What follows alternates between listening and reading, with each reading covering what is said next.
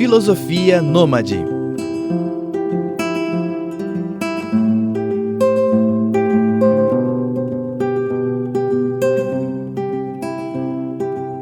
Oi, gente, tudo bem? Tá começando mais um episódio do Filosofia Nômade, programa gravado aqui nos estúdios de rádio e TV da FAPCOM, a Faculdade Paulos de Comunicação. Eu sou o Fábio, sou professor e coordenador do curso de RP aqui da faculdade. E nessa temporada do Filosofia Nômade, a gente está trazendo para o debate, para a discussão, uma série de temas que são importantes e que estão colocados aí no debate público e que, de alguma forma, têm conexão aí com o universo das organizações, da comunicação e das relações públicas. Hoje, para ajudar a gente a refletir sobre essas questões, a gente recebe o meu colega de FAPCOM, o professor Rogério Tineu. Tineu, obrigado pela presença, viu? Eu que agradeço, Fábio. Agradeço pelo convite e poder a gente debater essas questões tão importantes. Beleza. Tineu, eu queria que você começasse se apresentando para o pessoal, né? Quem é o Rogério Tineu, além do professor, não é? Pesquisador, enfim. Bom, minha primeira formação é em economia, né? Sou formado em economia, depois eu fiz meu mestrado na querida ECA, lá no CRP, né? Meu mestrado é na área de relações públicas, propaganda e turismo. Acabei não militando profissionalmente nessa área, embora tinha uma experiência, né, fora da academia, e depois fui para o meu doutorado em Ciências Sociais, na PUC, né, mas sempre com foco e a preocupação das questões sociais, nas questões regionais, né, como que a gente poderia ajudar nessas questões. Trabalhei muito tempo no Sebrae também com desenvolvimento regional. Legal. Né? Então, e aí, é claro, a gente acaba esbarrando sempre nas questões sociais e nas questões ambientais. Né? E nos últimos anos venho trabalhando bastante essas questões ambientais, que é muito interessante. E lá na PUC você participa de um grupo de pesquisa, Sim, né, na PUC eu coordeno lá o grupo de pesquisa em consumo, Sociedade de Tendências, já há 3 anos. Já está com material que a gente tem lá no Labo, né, no Laboratório de Política, Comunicação e Mídia. Legal, legal. É bastante amplo, assim. Que bom. Eu não sei se eu já comentei com você, mas eu fiz economia durante 2 anos. Eu não sabia. Eu acho que eu não tinha comentado isso com você. Na verdade, assim, deixa eu reformular. Né? Eu estive na faculdade de economia por 2 anos. Né? Estudar ali, me dedicar, mesmo foi no primeiro ano, no segundo ano eu já estava meio desiludido ali, né? Com aquele ambiente, enfim, acho que talvez a abordagem, não é? Da própria faculdade, não é? Enfim, não me sentia parte daquele ambiente e tal, e daí eu acabei parando, né? Mas eu lembro que no primeiro ano, não sei se no primeiro ou segundo semestre, tem essas disciplinas introdutórias, né? Tinha uma disciplina lá que eu acho que era Contas Nacionais ou Contabilidade Nacional. Pesado. Né? Pesado. Era o professor Carlos Antônio Luque, né? Que hoje grande. Presidente o diretor da FIP, Sim, né? FIP. Hoje. E, enfim, o que ficou muito marcado para mim nessa disciplina foi que, pela primeira vez, eu me deparei lá com a fórmula do PIB, né? O C mais I mais G mais X menos M é o PIB. Exato, é isso mesmo, né? Porque, para mim, PIB sempre era PIB subiu, PIB caiu, PIB tá ruim, PIB tá bom e tal. E daí, né, a primeira vez você vê lá a fórmula do consumo, investimento, gastos, balança comercial e tal. E por que eu estou puxando essa conversa, né? Porque, assim, o PIB é um indicador importante, né? Um indicador econômico extremamente importante. Né? Não é o único, mas é um indicador importante. Ele é importante, mas é muito criticado. Né? Muito criticado porque ele mede só o crescimento. E mesmo o PIB per capita, ele só mede também as médias. É uma média aritmética simples, o per capita, por indivíduo, por cabeça. E existe uma crítica muito grande do PIB per capita no mundo, nas últimas décadas, porque só o PIB não mede. E particularmente no Brasil ou nos países em desenvolvimento, como o Brasil, a gente tem que lembrar o seguinte, que o Delfim Neto usou muito essa questão do bolo crescer para depois dividir lá nos anos 70. Sim. E a gente tem que lembrar também que no comecinho dos anos 80, com o movimento punk, o neopunk no Brasil, principalmente em São Paulo, com as bandas, né? Neopunks, tínhamos lá algumas bandas, como a Plebe Hood, que falava, no álbum lá, O Concreto Já Rachou, falava justamente, cadê minha fração? Muitas colegas na época, né, não entendiam o que era essa fração. Era a fração do bolo, né, do crescimento da economia, né, fazendo essa metáfora. Então, a economia cresceu no Brasil no milagre econômico, né? Enfim, é uma outra discussão, 13%, 14% ao ano, durante 6, 7, 8, 7 anos, e depois a gente entra naquela crise do final dos anos 70, hiperinflação dos anos 80, quando era para a gente dividir o bolo, cadê a fração? Né? Então, essa que é uma grande questão. Mas o PIB, ele sozinho não mede. Né? Aí vem o IDH, surge o IDH e tal, que todos os países membros da ONU mandam lá os dados da educação, do próprio PIB per capita e da saúde, né? Para a ONU e para o Banco Mundial, eles fazem um ranking. Eu, particularmente, também essa questão do IDH também não é também tão simples assim. Eu prefiro... Das melhores. A gente utiliza e é muito bem-vinda. Eu prefiro usar o Gini, o coeficiente de Gini, que ele mostra a concentração de renda. Sim. Né? Então, ele mostra, é muito fácil graficamente para dar aula, para você utilizar. Pena que os meios de comunicação não utilizam o Gini. Eu lembro de ter visto o Gini, o gráfico do Gini, há vários anos no Estadão, numa matéria do Estadão. Até eu tinha recortado até pouco tempo isso. Uma das raras vezes que eu vi a grande mídia se utilizar do índice de Gini. Ele sim mostra o nível de concentração de renda ou de terra, enfim, normalmente de renda, né? Nos países ou nas regiões. Eu acho que esse ponto, né, você tocou nesse ponto, que é justamente o ponto que eu acho que, né, é importante aqui para a gente, que é isso, né? Sob o ponto de vista da opinião pública, né, a questão do PIB, né, que nem eu dizia lá, né, da minha experiência, né, a questão do PIB é sempre a questão que está falando, a economia está bem, o PIB está subindo, a economia está mal, o PIB... E é muito difícil a gente encontrar, né, ou ver discussões, ou ver isso ser popularizado, né, na opinião pública, ser discutido, né, mesmo o IDH, né? Esse mesmo IDH. Mesmo o IDH é muito difícil, né? Então a gente acaba criando essa percepção de que desenvolvimento econômico está muito ligado a essa lógica do crescimento, né? E aí me parece que tem uma questão, né, que eu queria ouvir de você também, que é essa questão que surgiu, né, nas últimas décadas, que é a questão do desenvolvimento sustentável. Se a gente pensa desenvolvimento econômico nessa perspectiva do crescimento, existe desenvolvimento sustentável? Tem. Porque é o seguinte, crescimento econômico é apenas crescimento econômico. Você não tem a divisão disso, você não tem a distribuição dessa renda para as camadas inferiores. Então, portanto, não melhora a condição de vida desses indivíduos, ou da maior parte da população. Então, o crescimento ele vai medir, apenas um indicador que mede o crescimento puro e simples. A questão é se utilizar de outros indicadores, como o Gini ou o IDH, para ver se essa renda gerada nas camadas superiores foi distribuída. Essa que é a questão fundamental. E aí, o desenvolvimento econômico, que é diferente do crescimento econômico, conceitualmente falando, o desenvolvimento econômico ele pressupõe crescimento com distribuição de renda e melhoria da condição de vida da população. E você melhora a condição de vida da população, saúde e educação, fundamentalmente, né? Melhoria dos transportes, da infraestrutura, telecomunicações e por aí vai indo.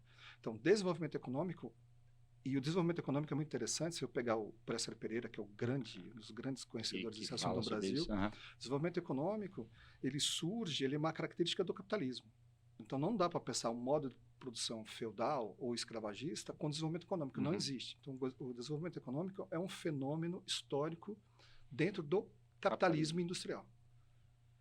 Né? E as grandes discussões dentro do capitalismo industrial, pelos críticos ao capital lá no século XIX, Engels e Marx, entre outros, era justamente a não distribuição da riqueza. Então, as cidades cresciam, se desenvolviam, se urbanizavam, tinha um progresso técnico, né, maravilhoso, tal, mas a condição de vida dos trabalhadores era terrível. E das trabalhadoras, uma condição de vida terrível. Né? Então, e aí vem todos os estudos justamente sobre o desenvolvimento econômico e como se distribui renda. E a distribuição de renda, só dentro do aspecto do desenvolvimento econômico, só ocorre com a intervenção do Estado. Eu não estou falando do máximo Estado, longe, não estou falando de socialismo ou do comunismo, longe disso. Dentro do capitalismo, o Estado ele tem um papel de criar um planejamento indutor ou indicativo, né, que a gente chama regional, planejamento econômico regional e setorial, para fazer com que esse capital, por exemplo, pegar um exemplo de São Paulo, que o capital ficou extremamente concentrado em São Paulo, historicamente, desde o café da cultura cafeeira, do capital cafeeiro, que se transforma em capital industrial. E financeiro, ficar concentrado em São Paulo, e toda a tecnologia, as ferrovias, né, Porto de Santos, fica todo concentrado aqui, constituição das universidades, eu estou falando da década de 20, Sim, 30, sim. 40, 50, com as montadoras vindo para cá. Então, o São Paulo se torna um polo dinâmico da economia, mas um polo concentrador, não distribui riqueza para o resto do país. Sim. Né? Então, e aí, como a gente vai compreender isso? Usando esse ferramental do desenvolvimento regional, do desenvolvimento econômico, né, para entender o que acontece. Só para terminar isso muito rapidamente, o que acontece? Quando se percebe isso foi planejado. Sim. O governo Getúlio Vargas, o JK, João Goulart com as reformas de base já percebendo a questão da necessidade da reforma agrária e tal. Mas o governo militar, no primeiro PND, porque eles tinham uma grande formação econômica, os liberais brasileiros eram excelentes, né? Campos, Bulhões, Delfim. Então eles perceberam o seguinte, que tinha que desconcentrar de São Paulo, o eixo Rio-São Paulo.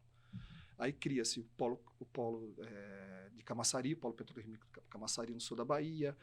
A Fiat, quando vem para o Brasil em 76, 77, ela não vem para essa região aqui. Né? Ela vai ficar perto da Uzi Minas, lá em BH, lá em Betim.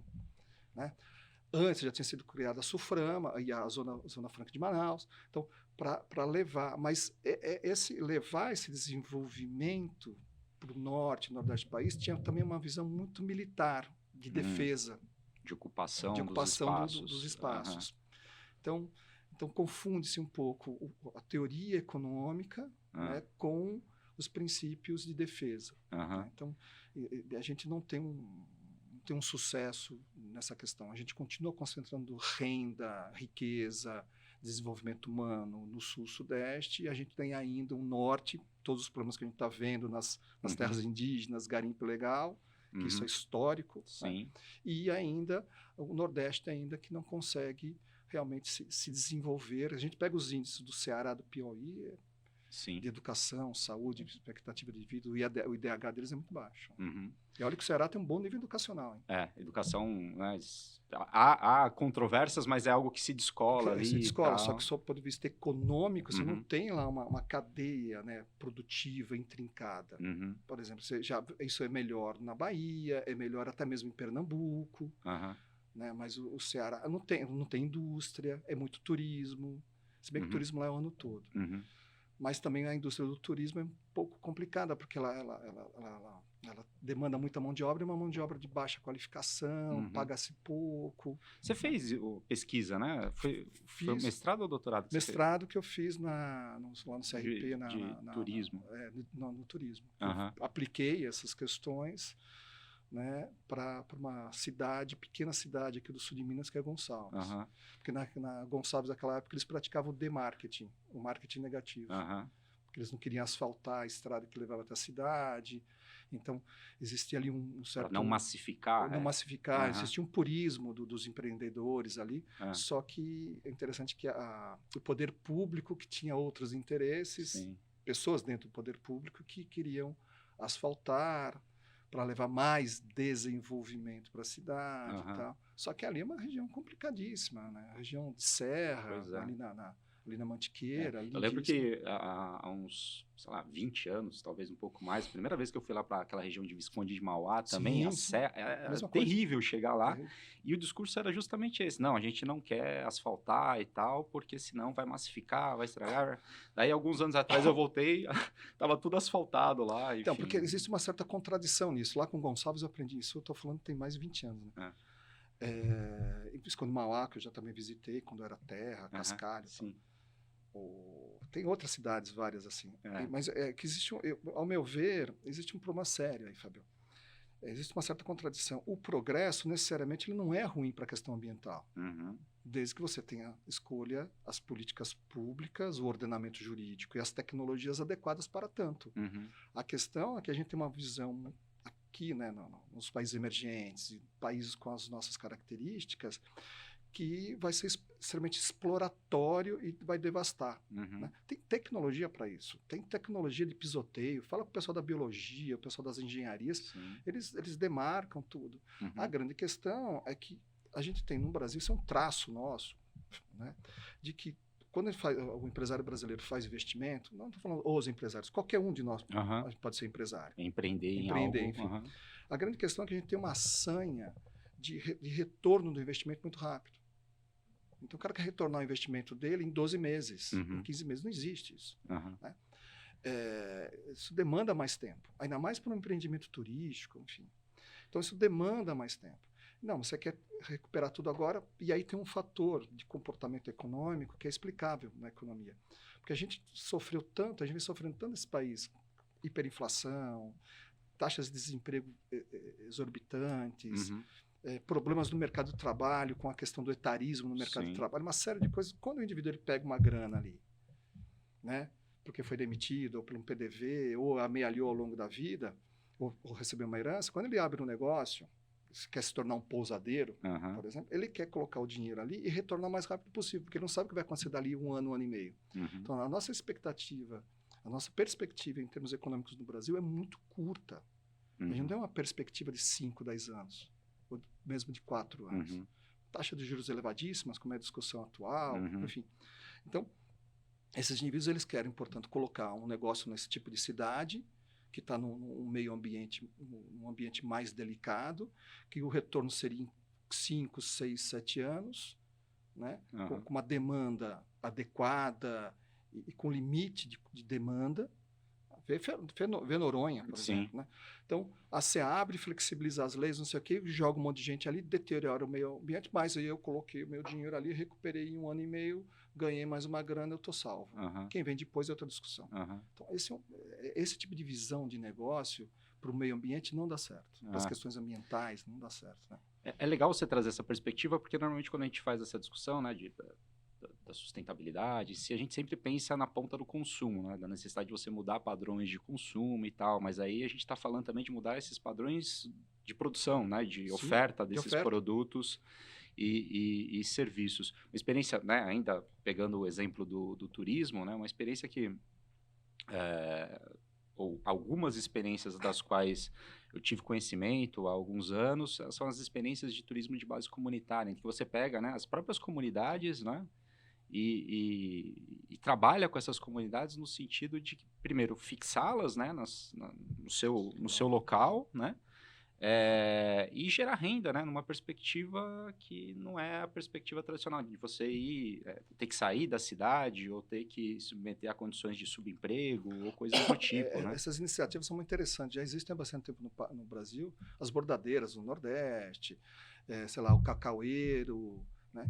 Então, você evita que o jovem, né, saia da cidade e o pequeno negócio agrícola, enfim, se perca na família. Então, ele se mantém ali, mas aquilo vira também um atrativo turístico. Aqui no sul de Minas tem, eu visito bastante ali, Santo Antônio do Pinhal, Espírito Santo do Pinhal, desculpa, Santo Antônio fica do outro lado da Mantiqueira, ali na região mogiana, né? Depois Andradas, lá tem. Então, as pequenas propriedades, elas vêm criando atividades turísticas. Tem lá, eu visitei em julho uma agrônoma que faz lá, ela é pequena proprietária de café, ela tem lá do genoma à xícara.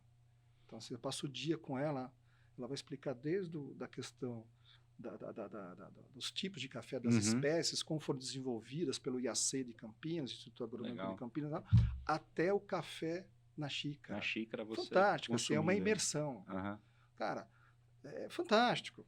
Assim, é uma coisa deslumbrante. Você faz isso, e ela faz o roteiro histórico do café na cidade, na região, né? E também no campo. Ela faz isso na cidade e depois na propriedade rural. Né? Então, quem nunca viu um café, nunca viu o café, a cereja do café, né? Então, e você passa a valorizar esse bem brasileiro, né? Essa questão do café, a gente passa a ver de uma outra forma. Então, eu estou falando de uma pessoa, de uma agrônoma, né? Que faz isso, né? E tem vários outros, né? Roteiros de enologia, né? De vinicultura, enologia e tal. Tem muita coisa. E isso fixa as gerações posteriores ali. Né? Então, isso, do seu ponto de vista, para lá da questão econômica, você mantém a cultura do lugar, mesmo. A questão cultural, a questão social, a valorização, né, daquelas pequenas propriedades, do patrimônio histórico da cidade, da própria história daquela cidade, daquela comunidade. O mesmo vale para as comunidades quilombolas, que eu já tive a oportunidade também de visitar. que está até um problema seríssimo agora de Boipeba, que um dos proprietários donos da Globo tem lá que 20%, lotear, né? tem 20% da ilha de Boipeba, que comprou a ilha, a parte do, para quem não sabe, a ilha de Boipeba ele estava falando da ponta sul, a ponta norte é Morro de São Paulo, que fica no município lá de Caiuru. Eu fiz trabalho lá pelo governo federal há bastante tempo.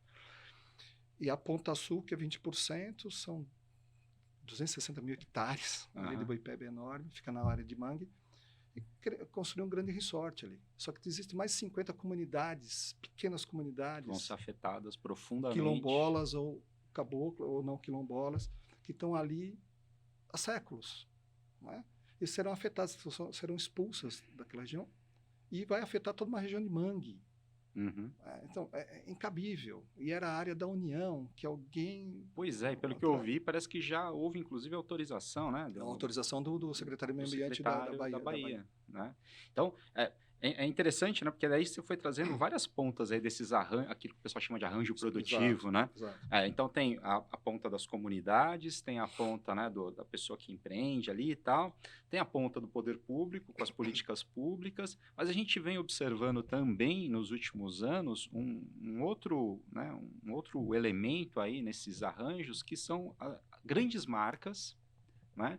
Que dentro dessa discussão do tal do ESG, né, do ASG, né, se a gente for traduzir aqui para o português, elas vêm empenhando esforços, né, no sentido de, para melhorar lá os seus resultados, né, de sustentabilidade ambientais, sociais, participar dessas iniciativas, né? Sejam de turismo, ou seja qualquer outro tipo de iniciativa, né? De fomentar esse microprodutor, esse empreendedor periférico, no caso das periferias, né? Marcas que incentivam, né? E aí também, né, tem um outro olhar, né, que muitas das vezes é a própria lógica da precarização, né, que acontece, mas enfim, o fato é que as grandes marcas vêm, né, também se mobilizando e participando desses arranjos aí, né? Como que você enxerga isso? Qual que é o papel delas efetivamente? Isso é mais marketing, greenwashing, né? Para utilizar a expressão, ou tem efeitos concretos assim, ali? Quando a gente fala de ESG, então a gente vai ter a ponta do mercado financeiro, né, dos fundos de investimento, que aqui no Brasil isso é muito fraco. A gente vai encontrar isso melhor nos Estados Unidos e fundos de investimento ESG de verdade, que tem critério pesado, e evitam o greenwashing, embora também ocorra. O greenwashing, o social washing, o pink washing, o blue washing, está tudo dentro dessa... Diversity washing. Diversity washing, exatamente. E quando a gente olhando aqui a nossa realidade, o que acontece? A gente vai ver as marcas, elas colocando dinheiro como apoiadores ou patrocinadores, que é muito bem-vindo para essas ações, dessas várias ONGs, cuidado social, da questão ambiental. Eventualmente até eles criam lá suas áreas de proteção ambiental particulares, RPPN, tal. Bacana. Tal.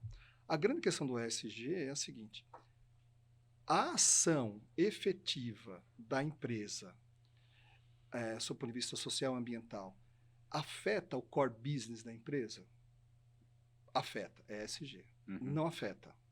Então é um patrocinador, um apoiador, enfim, quer fazer uma atividade sem problema.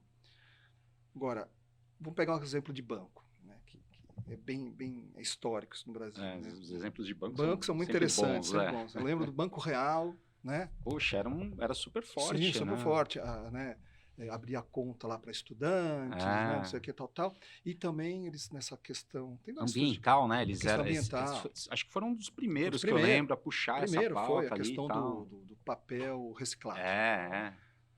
Bacana, louvável, levanta a discussão, bacana, tal. Só que, ao mesmo tempo, usar papel reciclado afeta o core business do negócio? Não. O banco quer ser sustentável e apoiar causas sustentáveis. Ele tem que fazer, no caso do banco, ter uma linha de crédito com uma taxa de juros um pouquinho menor do que a praticada no mercado, para empresas que se enquadrem em determinados requisitos socioambientais. Só que isso demanda trabalho para o banco, porque você vai ter que ter um especialista, um analista ali que vai verificar se aquela empresa ela se enquadra ela tem ações efetivas, né? Ambientais, sociais, né? Ah, não, esse investimento da empresa é para captação de efluentes químicos, tal, blá, blá, blá. Então tem todo um projeto, né, de engenharia, um projeto técnico, tal, e ambiental. O banco fala, ótimo, bacana, vamos colocar o dinheiro aí com uma taxinha de juros menor. Aí bacana. Aí é ESG. Essa é a ação efetiva. Né? Claro, quando a empresa, mesmo o banco, ou a gente pega a Magazine Luiza, que cria lá o programa trainee para a população preta e parda, população negra, para jovens, né? Profissionais negros e negras, o que a Magazine Luiza fez? Que cuidado que eles tiveram? Eles foram contratar uma consultoria especializada, que são 3 donas, que uma delas foi minha aluna no curso de RP em outra faculdade, que é a Daniela Alves, que são 3 meninas negras que criaram uma consultoria Adote uma Preta. Então, a Magazine Luiza foi e contratou o expertise daquelas profissionais da área de comunicação de RP e empresárias, né? E afeta o negócio do Magazine Luiza a partir do momento que o Magazine Luiza identificou que os seus cargos de gestão tinha uma minoria, a maioria eram brancos e brancas.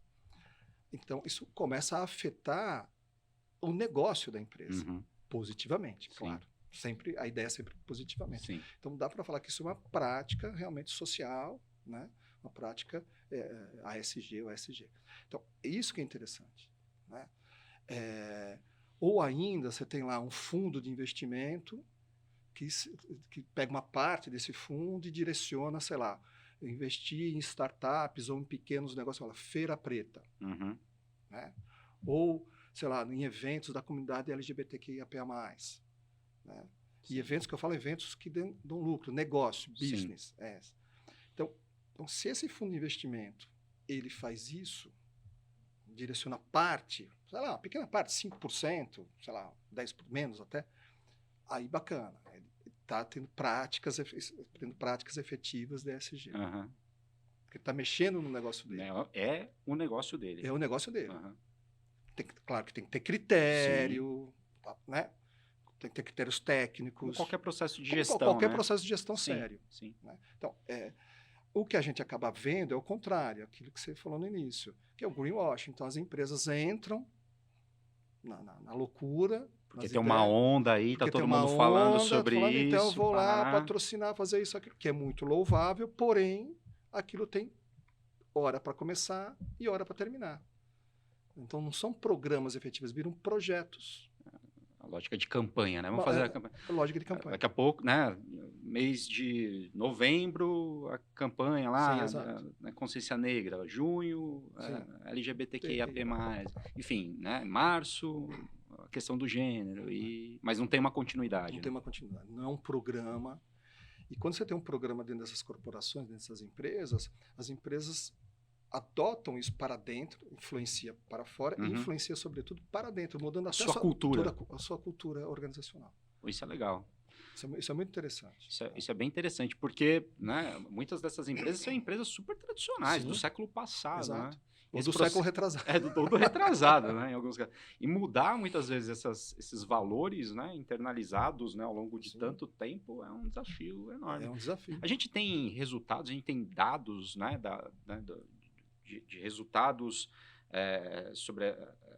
efetivos, né, da efetividade dessas transformações, da adoção dessas práticas. O que a gente tem? Tem uma pesquisa 2017, 2018, feita por uma colega que fez doutorado em Ciências Sociais, e ela tem uma empresa de consultoria, é a última, assim, séria, uma pesquisa séria.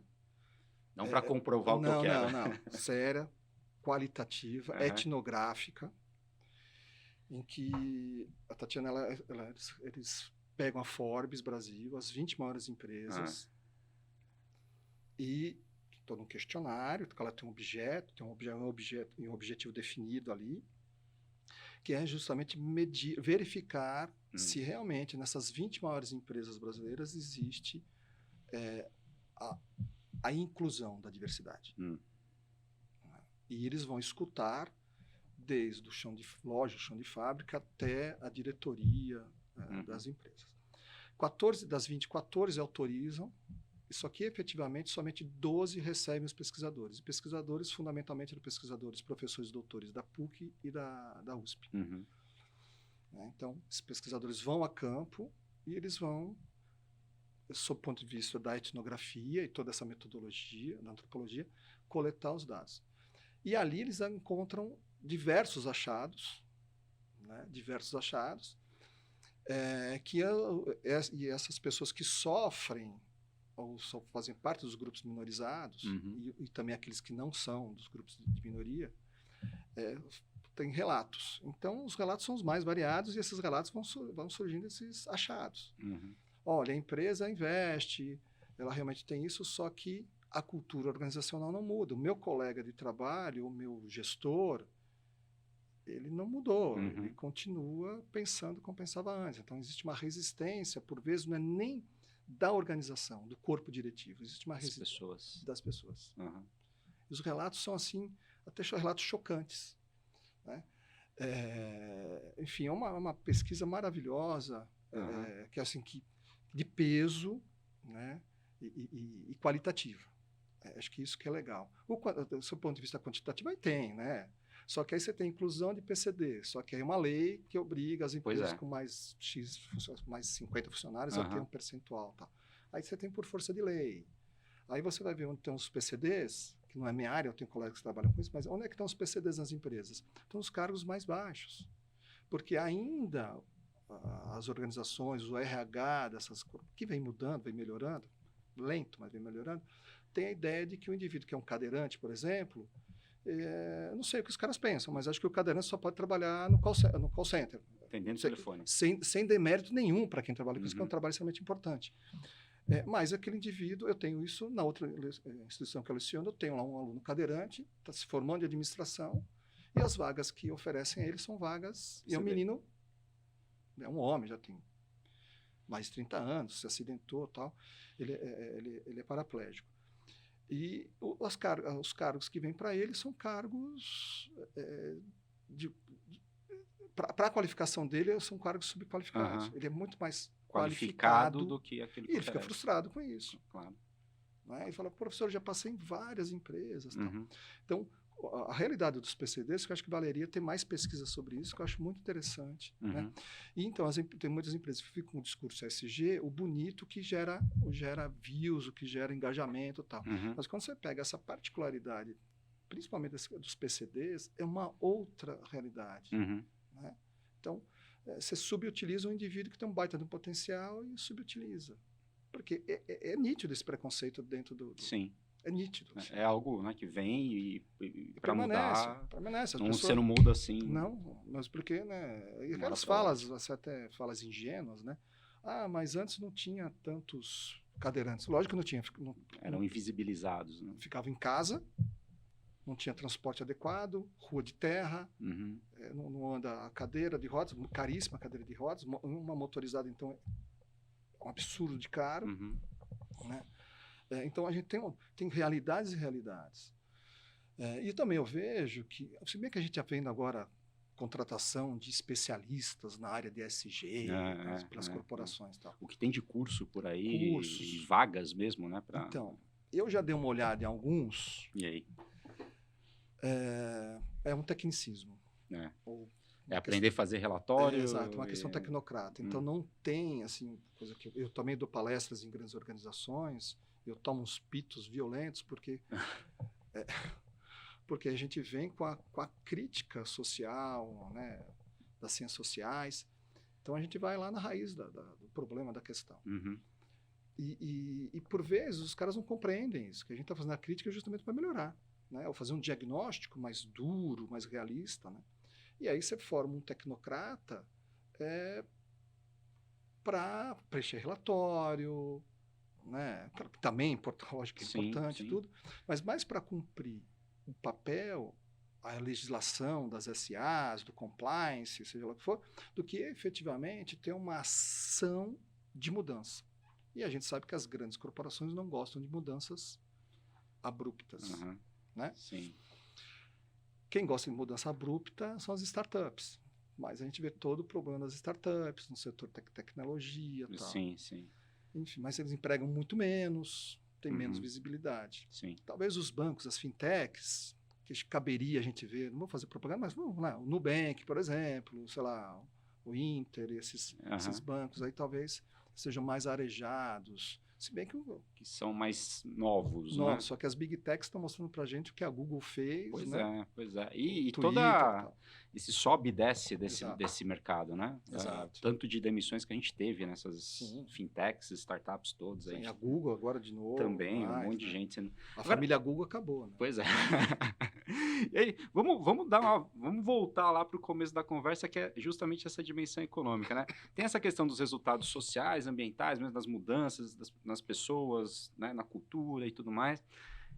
E, né, uma empresa, o cara, quando cria ali, ele quer resultado, claro, né? Lógico. A gente tem esse indicador, empresas que investem nisso, né, Porque eu estava vendo outro dia um relatório lá da B3, né, das empresas, dos fundos e tal. É assim mesmo? O que você acha disso aí? É o que eu falei no início. Aqui no Brasil isso ainda é muito incipiente. Mesmo para algumas empresas SAs, aí elas têm um compliance também só para atender legislação. Da mesma maneira que tem muitas empresas, no que concerne as questões ESG, elas têm também ações só para manter ali Tem o que apresentar no relatório. Tem que apresentar no relatório. A grande questão se falou muito no Brasil, agora se retornou a discussão dessa contabilidade ambiental, né? Os créditos de carbono, né? Tem uma legislação para isso. Então, acho que essa questão é muito mais séria. Então, tem uma legislação, né? Tem uma forma de contabilizar isso. Não estou falando da contabilidade, né? Mas contabilizar isso. Quantificar. E, de uma certa maneira, aparecer no balanço das empresas, efetivamente, isso. Só que é muito difícil falar assim, olha, essa ação social, essa ação ambiental da empresa, só ela gerou ou contribuiu para o lucro, para a rentabilidade, sei lá, em 10%, 5%, 15%. Então, acho que faltam mecanismos, só que precisa combinar com todo mundo. Pois né? É que nem eu não sabia, mas tem como que é? Custo social do carbono. Isso. Que eu tava lendo, né? Mas o que é isso? Daí eu fui ver e tal. É um negócio super polêmico também, né? Porque ali você está quantificando, inclusive, questões, né? Vidas, né? Muitas das vezes. Sim. É difícil isso, né? Super polêmico. Sim, mas tem técnica, né? De engenharia, que a gente chama de ecoeconomia, tal, engenharia verde, economia verde. A floresta amazônica, por exemplo, nós sabemos, né? Não precisa nem fazer muito cálculo, mas precisa do cálculo. O que existe a floresta amazônica, ela tem um valor muito, muito, muito maior do que derrubada. Sim. A quantidade que você vai gerar de energia ou de lucro, ou de atividade econômica a partir da madeira e do que está de minérios é irrisório frente ao bioma, né? Frente ao que ela emite de oxigênio, ao que ela gera os rios voadores, enfim, tudo que todo produto ou subproduto, né, que surge da floresta amazônica tem uma contribuição social ambiental e para as vidas, né, não só o mundo para os animais, flora e fauna, mas fundamentalmente para a existência dos seres humanos, nossa existência. É uma coisa gigantesca, é muito maior. E como não existe uma forma clara de quantificar isso, a biodiversidade da floresta, ou seja, o que está lá e que não está descoberto, que pode ser descoberto daqui a 10, 15, 20, 30, sei lá quantos anos, que se torna um fármaco, alguma coisa, ou uma molécula, sei lá, que substitui o plástico, sei lá. Então, a possibilidade ali de desenvolvimento tecnológico é gigantesco, só que como é que você mede isso? E daí você vai tentando criar essas ferramentas para... Exatamente. Né? Mas eu vejo que na questão da floresta amazônica existe uma coisa político-ideológica ali. E, claro, econômica, mas fundamentalmente político-ideológica. Tem que ter vontade política. Né? E deixar muito claro para as pessoas, eu fico abismado que as pessoas não sabem, muitas pessoas, meus alunos não sabem dos rios voadores, não sabem que a chuva que cai aqui no Sudeste vem de lá. Né? As pessoas não conhecem o mínimo uma pena, eu falo isso com dor no coração, que as nuvens não conseguem ultrapassar 6.000 metros dos Andes, da cordilheira. Então faz a curva e desce para o centro-oeste e sudeste. Né? E a gente tem chuvas regulares e uma insolação de 360 dias, né, 360 dias de sol no centro-oeste por conta disso. E chuvas regulares. Né? Aqui no sudeste é um pouquinho mais complicado, mas enfim. Então, essa regularidade, e o Brasil tem uma vantagem comparativa no agronegócio por conta de relevo, por conta de regularidade de chuvas, por tudo isso. Você acaba com a floresta amazônica ou muda o bioma, quebra a safra, quebra tudo. Não tem crise hídrica. Né? Só mais uma coisa, uma curiosidade que eu acabo comentando com as pessoas, principalmente em sala de aula. Não fala, fora da sala de aula não fala sobre essas coisas, a não ser que seja uma questão profissional. Sim. A gente está no Trópico de Capricórnio. Se a gente sentar no Trópico de Capricórnio, que passa aqui na cidade de São Paulo, e apontar o nariz para o leste, a gente vai sair no deserto da Namíbia. Se a gente continuar em cima do Trópico de Capricórnio, indo para leste, a gente vai sair na Austrália. No meio do deserto australiano. Pleno deserto australiano. Se a gente continuar dando a volta no globo, a gente vai ser no deserto do Atacama. Aqui só não é um deserto por conta da cordilheira e da floresta amazônica e da cordilheira. E do outro lado da cordilheira, a gente sabe que é um deserto lá de Lima, no Peru, norte, né, até a Terra do Fogo. Né? Porque ali não cresce nada do outro lado da cordilheira, por outras condições, né, climáticas e das correntes marítimas. Então, a gente foi agraciado. Né? Nós fomos agraciados. E a gente não consegue entender que nós fomos agraciados. E aí tem a comunicação, né, Tinho? Só para a gente... Sim, claro. Como comunicar? Porque isso, há pesquisas e tal, e parece que a gente tem uma dificuldade, né, de se valer dos instrumentos da comunicação, daquilo que a gente conhece, enfim, do saber acumulado, para comunicar isso, né, para chegar, para mobilizar a opinião pública, né, uma corrente aí de advocacy e tal, né? Tem muita gente fazendo, mas a gente observa, pelo menos, né, essa percepção que eu tenho, a dificuldade de você chegar na base mesmo, assim, né? Às vezes esse discurso entra em algumas bolhas, circula, tal, mas a gente consegue massificar esse debate e tal, né? Eu vejo duas coisas, assim. A questão veja que durante a pandemia, a comunicação científica por parte do pessoal da área de saúde e vacina funcionou. Então, ou seja, a gente tem conhecimento na área de comunicação para isso, não tenho dúvida. Esse pessoal sabe como comunicar e tem muitos cientistas, né, como a Pasternak, por exemplo, que sabe se comunicar muito bem. Ponto. Então, a gente tem na área social, nas várias áreas, temos cientistas que sabem se comunicar muito bem. E todo o aparato da comunicação, claro, dos técnicos, dos profissionais da área de comunicação. Eu acho que essa não é o problema. Eu acho que a questão passa... Aqui eu estou sendo extremamente economicista, né? Tá colocando no pejorativo. Vamos lá. No pejorativo.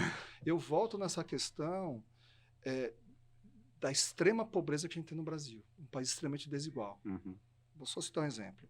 A invasão das terras indígenas pelos garimpeiros.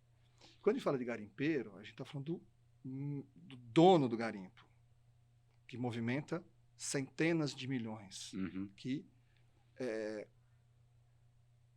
garimpa ouro de forma arcaica com mercúrio, que esse ouro não paga impostos, ele é contrabandeado. Então, é um crime. Só que essa indústria criminosa do ouro emprega, como a gente viu nas terras Yanomami, cerca de 20 mil pessoas, muita trabalhadores, pais de família, mães de família, pessoas simples, precisam sobreviver. O que você faz com essa massa de gente? Então, ao mesmo tempo, cria-se...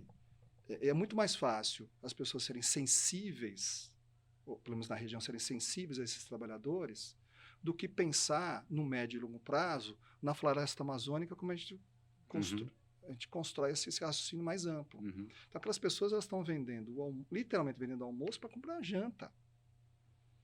E isso no Brasil se repete há séculos. Né? De uma massa do lumpenproletariado, pegando aí o Marx, né? Esse lumpenproletariado que sobrevive, repito, vendendo almoço para comprar janta. Isso é histórico no Brasil. E como é que você sensibiliza esse indivíduo? Você conversa com ele até sabe, tudo bem, mas preciso meus filhos precisam comer. Uhum. A desigualdade volta aí, né? Exatamente. Então, o índice de vulnerabilidade social, o IVS, é altíssimo. A gente falou do PIB lá no início, do Gini, do IDH. E IVS, como é que fica? O índice de vulnerabilidade social, em determinadas comunidades, aqui mesmo em São Paulo, é altíssima a vulnerabilidade. Sim. Aqui em São Paulo. Sim. Imagina nos rincões desse país. Então, essa que é uma questão. Então, isso tem que ser muito bem articulado entre poder público, empresas sérias, que existem muitas empresas sérias, né? Agricultores, o pessoal do agribusiness, muita gente séria, moderna. Então, precisa ser articulado entre o mercado, essas empresas, com o governo federal, estadual, enfim, com os entes federativos. E aí sim, o pessoal da comunicação consegue ter material, um substrato, né, imaterial, para fazer uma boa divulgação de convencimento da opinião pública. Uma articulação. Uma articulação, né? Então, fazer essa análise de conjuntura, eu acho extremamente importante. Tem, a análise de conjuntura tem. A questão é a vontade política de mobilizar esses agentes, né? Eu acho assim que a comunicação é o menor dos problemas. Né? Ela pode contribuir, mas ela não é... Não é efetivamente o problema. O problema em si. O problema é outro, né? Então, é essa articulação.